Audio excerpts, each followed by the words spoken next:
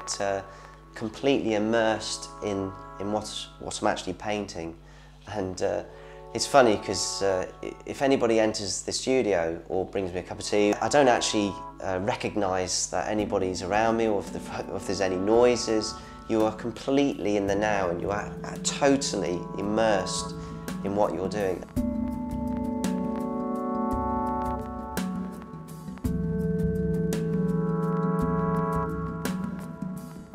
It's funny because my parents, when I left school, wanted me to get a proper job, and I went to university when I was 20, I think it was, and I studied engineering, and I did a couple of degrees in engineering, computers, and spent 8 years in the trade. I was a design draftsman, all going around the country on various contracts. I actually really enjoyed it. So me and Paul met, we were both travelling in Indonesia, and Paul had been travelling for about 3 or 4 months. We met on a tiny little boat going from Bali to another very small island where the surf was very, very good. From then on, we kind of carried on traveling together for the next month or so. And yeah, he was painting a lot then actually during that trip, and he had only his watercolor paints and his watercolor pad. And we used to go off and paint different Indonesian boats and Balinese boats, and we still have some very, very beautiful paintings from then.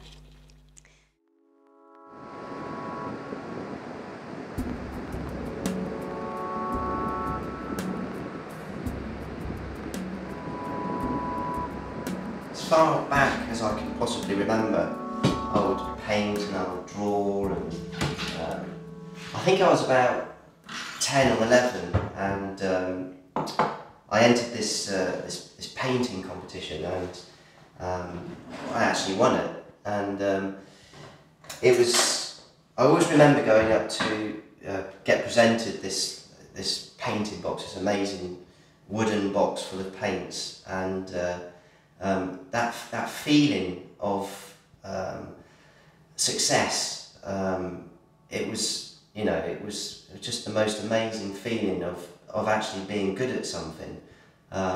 It really was a poignant moment in my life when I felt as if this is actually what I really want to do for the rest of my life.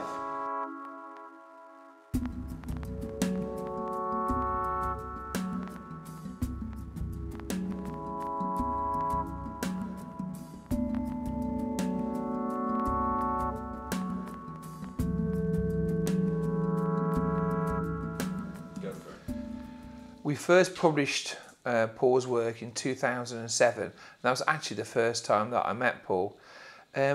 He wasn't as I expected him to be. I don't know what I expected, to be honest with you, but I came across, first of all, he's a really nice bloke.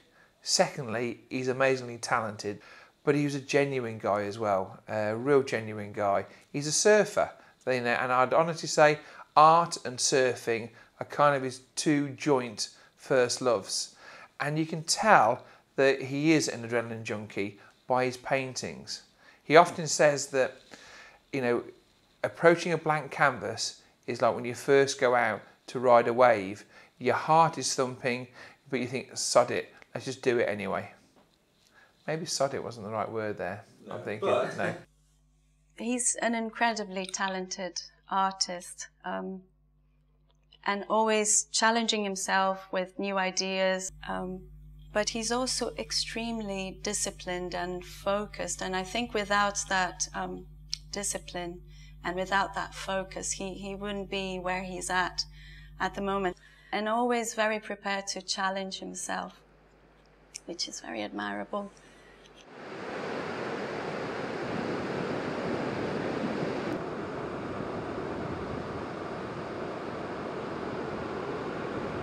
So anyway, I'm in my garage, and I'm just working on a painting on the floor, and I accidentally knock this this pot of paint off of one of the shelves inside the garage, and it hits the floor.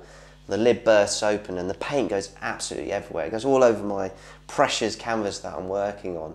And so anyway, in anger, I pick up this screwdriver and I scoop up the paint that's on the floor and I start to flick it onto the canvas. And I'm like, well, actually, that looks really cool.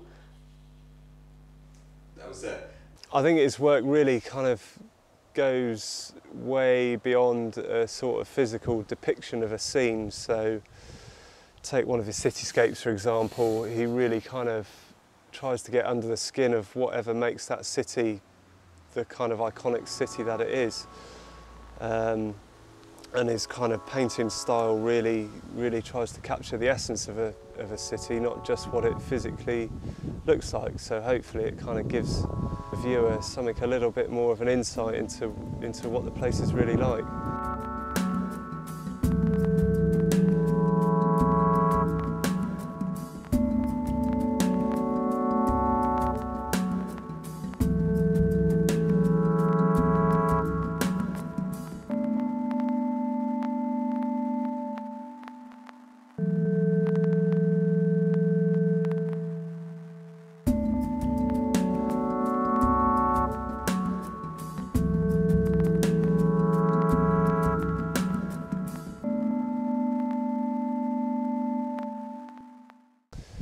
Enthusiastic, motivated, driven and messy. I mean, I've known Paul as a friend for probably best part of 20 odd years, I think, and mainly through our kind of shared love of surfing and just knowing him through being one of the guys down at the beach all the time when I was growing up. Yeah, surfing's really great for clearing the head, and if you have a problem or if there's anything going on in your mind and you can't work it out, you go surfing and it absolutely sorts it out. Because you're focusing in on the waves rather than the problems that are going on in day-to-day life, especially when it's big, you're living in the now, you're living in the moment. It's all about the challenge, and also that's all you can think about is concentration on survival. That's when that problem that you had before doesn't exist anymore. It's a total leveller.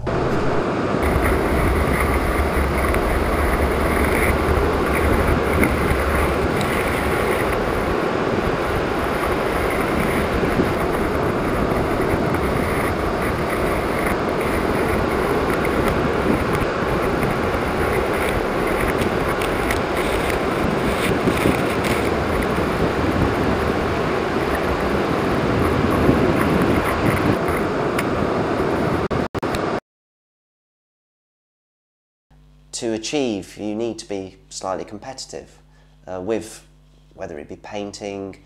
You know, what I do as well is within the painting, I look at trends, I look at what's popular, and if I can introduce them to you know, what I'm actually doing, then surely that's not a bad thing. But I'm not going to paint something purely because it sells. That would be wrong, and it wouldn't sell because the feeling for that piece of work wouldn't be there to start with. But I remember back when, you know, I was selling my watercolours. I had a little gallery in a small village, and you know, I used to try and you know, see how many paintings that I could sell in one summer, and you know, if I can improve it year on year. So I think there's always an element of competitiveness with me, unfortunately. It's not the healthiest thing, I must admit, but such is life. I'm rather embarrassed to admit, but we turned Paul Kenton down the first time he approached us. I say we, is actually Glyn, and it just goes to show, you know, that even the great boss isn't always right. Paul actually kept the letter that Glyn wrote to him saying, "I'm very sorry, but I don't think you're quite right for us." And he stuck that up on his studio wall and looked at it every day and said, "You know what, you're wrong. I am going to be good enough for you, and I'll see you in a couple of years' time. It kind of sums Paul Kenton up. He never gives up. He's an amazingly driven guy and an amazingly driven and amazingly talented artist.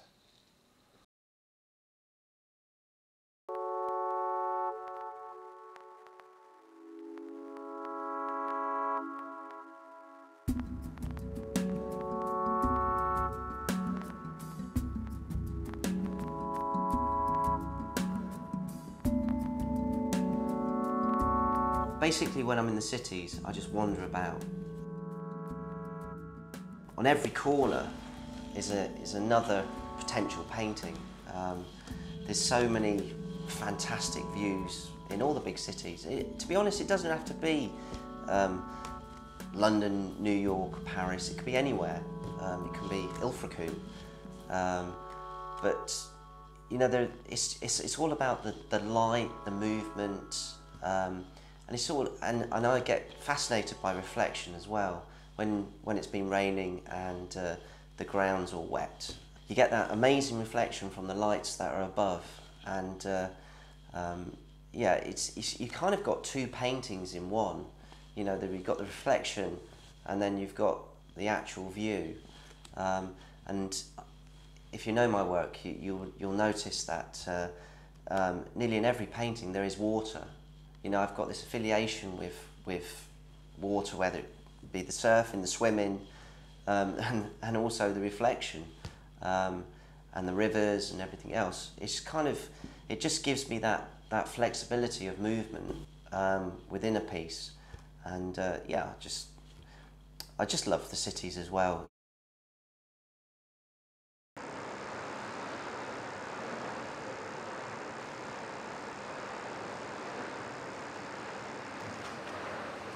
I get up about 7:15.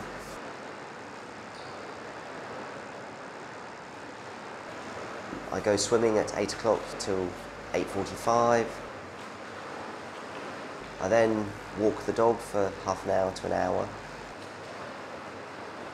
He likes to kind of go to work at a certain time, stop for lunch, and then carry on working until a certain time. He usually has a swim, has a surf if the surf's up, maybe walks the dog or takes the children to school, and then comes back at the same time and keep painting. He produces quite a lot in a day's work. He's, as I said, very, very focused and very disciplined, especially for an artist. I think he's, yeah, unusually disciplined.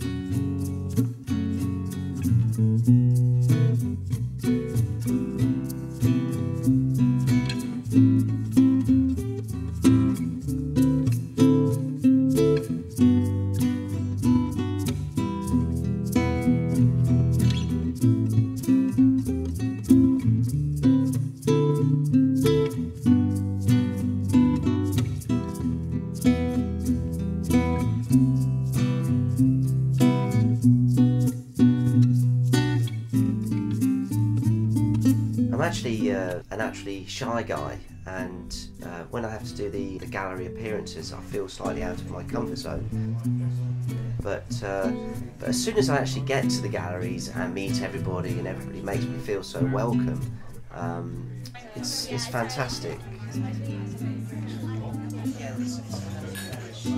To meet the people that have bought my paintings, and you know, they get so much pleasure from them. It's just makes me feel great, and it's a valuable part of what I do, are the shows.